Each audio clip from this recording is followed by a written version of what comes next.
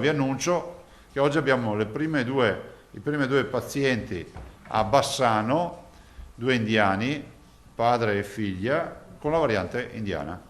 Padre e figlia di ritorno dall'India non ricoverati ma in isolamento. La variante indiana è arrivata in Veneto. Il primo caso sequenziato mentre è allo studio, conferma Zaia, un secondo caso afferente ad altri due pazienti non indiani non residenti nel Bassanese. Anche in questo caso potrebbe trattarsi di variante indiana, la meno conosciuta. Confermata variante indiana dall'Istituto Zooprofilattico, ho parlato stamattina con la dottoressa Ricci, il direttore. Nessun allarmismo, il presidente invita alla calma. I dati sulle varianti fino ad oggi hanno confermato la bontà e la valenza dei vaccini. Piuttosto ricorda i dati sulla campagna vaccinale che confermano il Veneto regione al primo posto in Italia. Da qui la decisione di giocare d'anticipo sulla tabella di marcia. Pur lasciando sempre aperte le agende agli over 70 e quindi anche agli over 80 e tutto quello che viene dopo andando in su d'età, da giovedì si vaccineranno anche gli over 60. Questo per ovviare al rallentamento della campagna vaccinale dovuto all'astensione di un buon 30% di over 70 che ancora non si sono prenotati. Appello ai settantenni,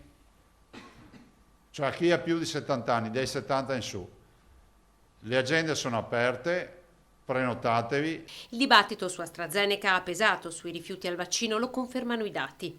Abbiamo casi non significativi, da dire abbandoni importanti, però di chi al centro vaccinale torna a casa senza essersi vaccinato.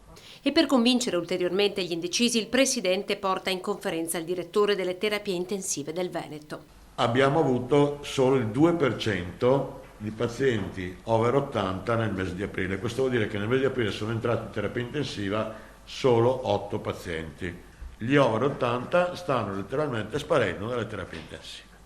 Insomma, il vaccino funziona. La sanità del Veneto tornerà questa sera sotto la lente d'inchiesta di Report. I nostri dati sono reali, ha confermato oggi il dottor Rosi.